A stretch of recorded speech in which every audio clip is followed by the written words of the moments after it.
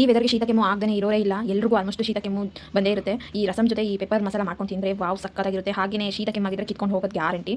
ನಾನು ಕೂಡ ನಮ್ಮನೇಲಿ ಎಲ್ಲರಿಗೂ ಶೀತ ಕೆಮ್ಮಾಗ್ಬಿಟ್ಟಿದೆ. ಅದಕ್ಕೋಸ್ಕರ ರಸಂ ಜೊತೆಗೆ ಒಂದು ಸೈಡ್ ಡಿಶ್ ಆಗಿ ಯೂಸ್ ಮಾಡ್ತಿದ್ದೀನಿ. ಅನುಬೇಕಾದ್ರೂ ತಿನ್ಬೋದು, ಚೆನ್ನಾಗಿರುತ್ತೆ. ಒಮ್ಮೆ ಟ್ರೈ ಮಾಡಿ. Hi all, welcome back to my YouTube channel. ಎಲ್ಲರೂ ಹೇಗಿದ್ದೀರಾ? ಐ ಹೋಪ್ ಚೆನ್ನಾಗಿದ್ದೀರಾ ಅಂತ ಭಾವಿಸ್ತಾ ವಿಡಿಯೋ ಶುರು ಮಾಡ್ತಾ ಇದ್ದೀನಿ. ಇವಾಗಂತೂ ಗಾಳಿ, ಮಳೆ, ಚಳಿ ಅಂತೂ ವಿಪರೀತ ಆಗಿದೆ. ನಾನು ಫಸ್ಟ್ ಹೇಳ್ದಂಗೆ ಪೆಪ್ಪರ್ ಮಸಾಲ ಮಾಡೋಣ ಅಂತ ರೆಡಿ ಮಾಡ್ಕೊತಾ ಇದ್ದೀನಿ. ಸೈಡ್ ಡಿಶ್ ಆಗಿ ಯೂಸ್ ಮಾಡ್ಬೋದು, ಮಸಾಲ ಬೇಡ ಅಂದರೆ ಡ್ರೈ ಮಾಡ್ಬೋದು, ಚೆನ್ನಾಗಿರುತ್ತೆ. ಹಾಗೆ ಈಸಿಯಾಗಿ ಕಡಿಮೆ ಇಂಗ್ರೀಡಿಯೆಂಟಲ್ಲಿ ಮಾಡೋದು. ಒಂದು 4 ಟೇಬಲ್ ಸ್ಪೂನ್ ಆಯಿಲ್ ಬಿಟ್ಟಿದ್ದೀನಿ.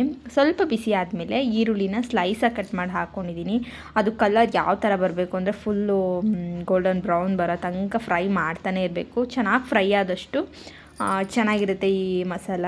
ಒಬ್ಬೊಬ್ಬರು ಏನು ಮಾಡ್ತಾರೆ ಅಂದರೆ ಈರುಳ್ಳಿ ಅಷ್ಟೇನು ರೋಸ್ಟ್ ಆಗಿರಲ್ಲ, ಆವಾಗಲೇ ಎಲ್ಲ ಇಂಗ್ರೀಡಿಯೆಂಟು ಆ್ಯಡ್ ಮಾಡಿಬಿಡ್ತಾರೆ. ಹಂಗೆ ಆ್ಯಡ್ ಮಾಡಿದ್ರೆ ಅಷ್ಟು ಚೆನ್ನಾಗಿ ಟೇಸ್ಟ್ ಬರೋಲ್ಲ. ಈ ಥರ ಒಮ್ಮೆ ಟ್ರೈ ಮಾಡಿ ಹೇಗೆ ಬಂತು ಅಂತ ಕಮೆಂಟ್ ಬಾಕ್ಸಲ್ಲಿ ಕಮೆಂಟ್ ಮಾಡೋದನ್ನ ಮರಿಬೇಡಿ. ಚೆನ್ನಾಗಿ ಅಂದರೆ ಫುಲ್ ಕಲರ್ ಬರೋ ತನಕ ಫ್ರೈ ಮಾಡ್ಕೊಳ್ಳೋಣ. ಸ್ವಲ್ಪ ಪೇಷನ್ಸ್ ಇರಬೇಕಷ್ಟೇ.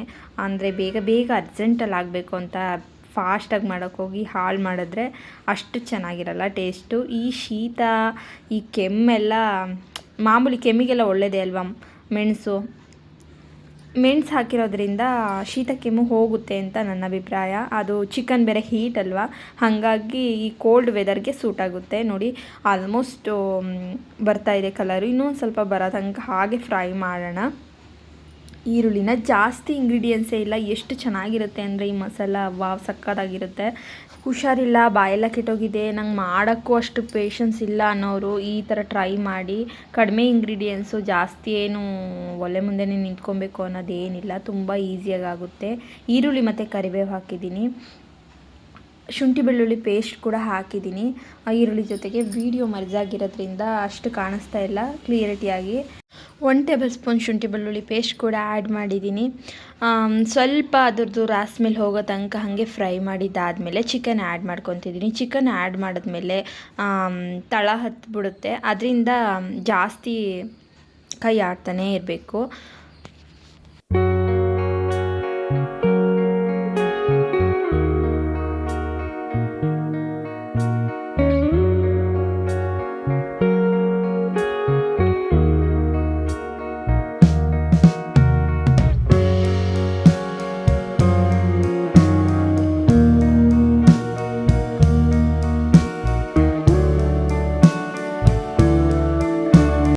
ಇವಾಗ ಸ್ವಲ್ಪ ಕಲ್ಲುಪ್ಪು ಹಾಕ್ತಾಯಿದ್ದೀನಿ. ಟೇಸ್ಟಿಗೆ ಎಷ್ಟು ಬೇಕು ಅಷ್ಟು ಹಾಕೊಳ್ಳೋಣ, ಜಾಸ್ತಿ ಆದರೆ ತಿನ್ನೋಕ್ಕಾಗಲ್ಲ.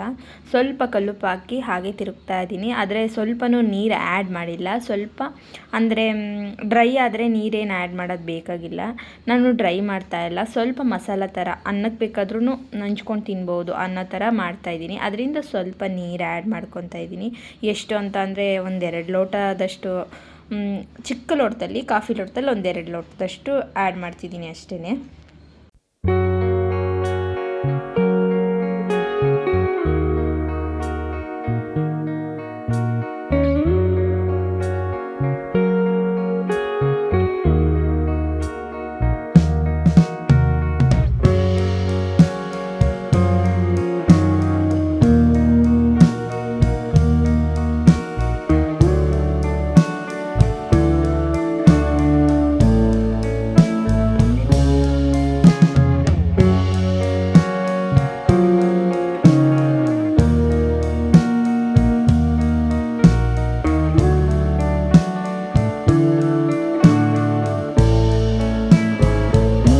ಈ ಒಗ್ಗರಣೆಲೇ ಚಿಕನ್ ಆಲ್ಮೋಸ್ಟ್ ಬೆಂದಿರುತ್ತೆ.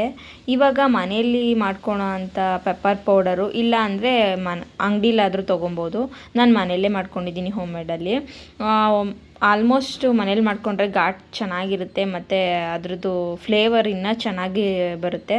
ಅದರಿಂದ ಮನೆಯಲ್ಲೇ ಪೆಪ್ಪರ್ ಪೌಡರ್ ಮಾಡ್ಕೊಂಡಿದ್ದೀನಿ. ನೀವು ಕೂಡ ಟ್ರೈ ಮಾಡಿ. ಈ ರೆಸಿಪಿ ತುಂಬ ಈಸಿ, ಹಾಗೆ ಈ ವೆದರ್ಗೆ ತುಂಬ ಸೂಟ್ ಆಗುತ್ತೆ.